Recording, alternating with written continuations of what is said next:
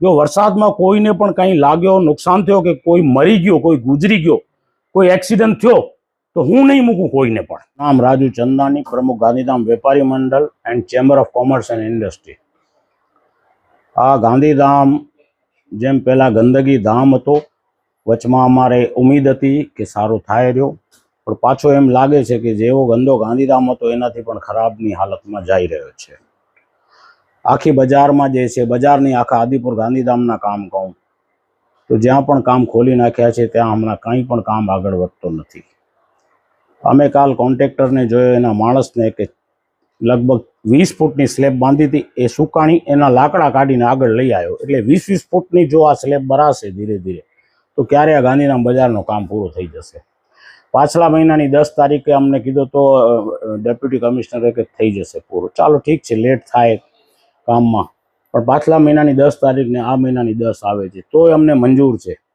પણ મને નથી લાગતો કે આ વરસાદમાં એવી ગંદી હાલત થશે.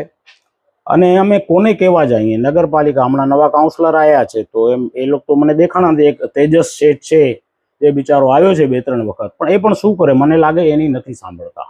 અમે આખી બજાર નગરપાલિકામાં 2-3 વખત ગયા છીએ, રજૂઆતો કર્યું છે. અમે કીધું તમારો એન્જિનિયર નથી આવતો, શું એ પૈસા લઈ લઈએ છે કોન્ટ્રાક્ટરથી એટલે નથી આવતો? શું તકલીફ છે? આ તમે કહો છો અમે 15 એન્જિનિયર રાખ્યા છે, કોઈ એન્જિનિયર નથી દેખાતો. અમે પોતાના હમણાં એન્જિનિયર રાખ્યા છે, 3 એન્જિનિયર અમે રાખ્યા છે પોતાના.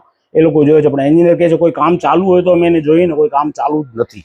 એટલે મને લાગે છે કે 10-10 ફૂટ 10-20-20 ફૂટ કામ આગળ વધે છે અને આ કામ પૂરો થશે નહીં. નગરપાલિકા અને બધાને, જેટલા ઓફિસર છે, કાઉન્સિલર છે, કોર્પોરેટર છે, બધાને હું કહું છું, જો વરસાદમાં કોઈને પણ કંઈ લાગ્યો, નુકસાન થયો કે કોઈ મરી ગયો, કોઈ ગુજરી ગયો, કોઈ એક્સિડન્ટ થયો તો હું નહીં મૂકું કોઈને પણ. હું નહીં મૂકું. મારા ગામમાં જો, મારી ખાસ કરીને બજારમાં જો આવી હાલત થઈ તો હું કોઈને નહીં મૂકું.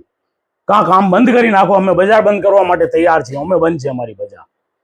કામ બંધ કરી નાખો, બાકી આ રીતે કામ હાલશે તો અમને કામની કોઈ તમારા જરૂરત નથી. મને લાગે છે કરપ્શન.